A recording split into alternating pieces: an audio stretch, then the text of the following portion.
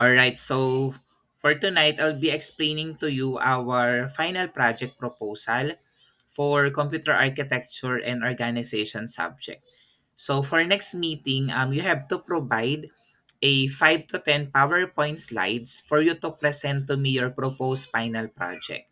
So each group shall be given 5 to 10 minutes presentation and it will be credited as quiz or equivalent to one experiment.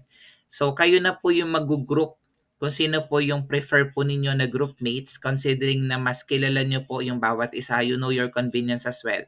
So minimum of 5 members up to 6 members po tayo for the final project proposal.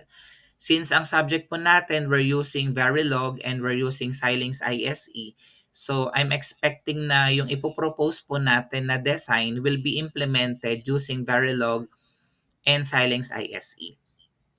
So what you're gonna do for the first slide, ilalagay nyo po doon yung program or the program name that you're trying to propose. And then you have to think of a catchy name, yun po yung inyong magiging team name. You have to select your group leader and the members of the group. So yun lang po yung kailangan kong makita for the first slide. For slide number 2 naman, doon nyo pa ilalagay yung introduction or background of the study. So ito na yung part na i-explain po ninyo sa akin clearly ano po yung topic na gusto po ninyong i-propose for your final project.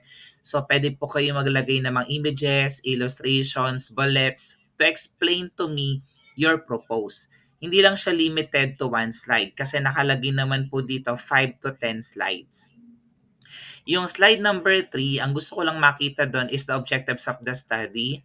One general objective that is related to your title and 3 specific objectives. Again, it has to be specific, measurable, attainable, realistic, and time-bound. And yung isa-set po nating objectives, kailangan masagot po natin siya sa results and discussion at malagay po natin sa conclusion whether na-achieve po natin yung ating sinet na objectives or not.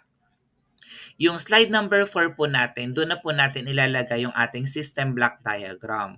So sa system block diagram, gusto ko lang makita doon yung mga rectangular boxes from first step to the last step. Yung mga main processes na gagawin po ninyo for your project. Yung slides 5, 6, and 7, pwede po itong pagsamahin. So pwedeng isa lang yung ibigay mo sa akin, isang input process output chart, pwedeng system flow chart, or pseudocode. Again, yung pseudocode po natin is just an English language plus mathematical operator. So, explain mo lang dito yung sequence of activities na gusto nyo pong gawin for your final project. So, again, optional po kung IPO, flowchart, or pseudocode. Then, the last slide is for the control mechanism and operation. So, dito sa part na to, explain mo na sa akin ano ba yung mga features, mga functions, mga mechanisms, operations na kayang gawin ng iyong pinopropose na design. And then, you have to write them down in a table. And then, on the other column, which is description, i-explain mo sa akin yung bawat operation and mechanism na available or magiging available dun sa pinopropose mong design. So again, you'll be grouped into 5 to 6 members. And then magpiprepare ka ng slides na ang content lang po ay 5 to 10 slides at good for 5 to 10 minute presentation. Then you'll be presenting to me your final project proposal, and once approved, pwede na po kayo mag-proceed with the final project. Once this approved, pwede po kayo mag-represent, and then kapag hindi pa po na-approve yung inyo pong representation, that's the time ako na po yung magbibigay po sa inyo na gagawin for your final project. Alright? Thank you.